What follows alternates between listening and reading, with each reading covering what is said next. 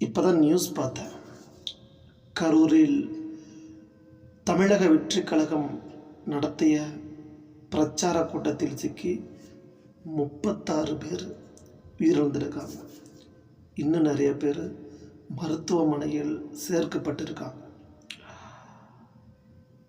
இதயத்தை உலுக்கிவிட்டது, இந்த நாட்டையே உலுக்கிவிட்டது.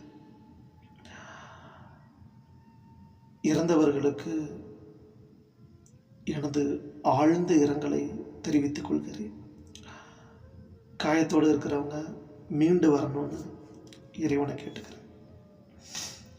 இந்த நேரத்தில் நான் ஒரே ஒரு விஷயத்தை மட்டும் பதிவு செய்யணும். அதுக்காகத்தான் அந்த காணொளி பதிவு. இந்த சம்பவம் எப்படி நடந்துச்சு, எதனால் நடந்துச்சு இப்படிலாம் இப்போ எதுவும் தெரியாது, எனக்கு சுத்தமாக தெரியாது. ஆனால் ஒரே ஒரு விஷயத்தை மட்டும் சொல்லிக்கிறேன். திரைக்கவர்ச்சியிலிருந்து தயவு செஞ்சு வெளியில் வாங்க. ஒரு நடிகன் பின்னாடி கூட்டம் கூட்டமாக போய் கூட்ட நெரிசலில் சிக்கி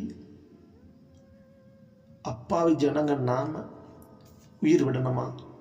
யோசிச்சு பாருங்க. இழப்பு யாருக்கு? நம்மளை மாதிரி இருக்கிற சாமானியனுக்கு. ஓட்டு என்பது உங்களோட உரிமை, தனிப்பட்ட உரிமை. உங்களுக்கு யாரை பிடிச்சிருக்கோ அவங்களுக்கு நீங்கள் போடலாம். அதுக்காக இப்படி கண்மூடித்தனமான ஒரு மாய வலையில் இருக்காதீங்க. வெளியில் வாங்க, யோசிங்க, உங்களுக்கு பிடிச்சதை செய்யுங்க.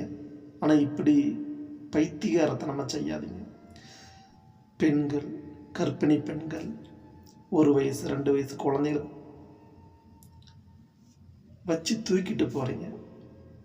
கூட்ட நெரிசலில் சிக்கி உயிரிழப்பு நடந்தால் அது யாருக்கு இழப்பு, யாருக்கு கஷ்டம், யாருக்கு வருத்தம்? நமக்கு தான்.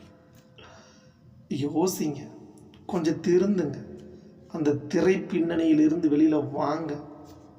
நிறையா இருக்குது. இந்த உலகம் வேறுபட்டது, மாறுபட்டது. கொஞ்சம் புரிஞ்சுக்கோங்க, வாங்க.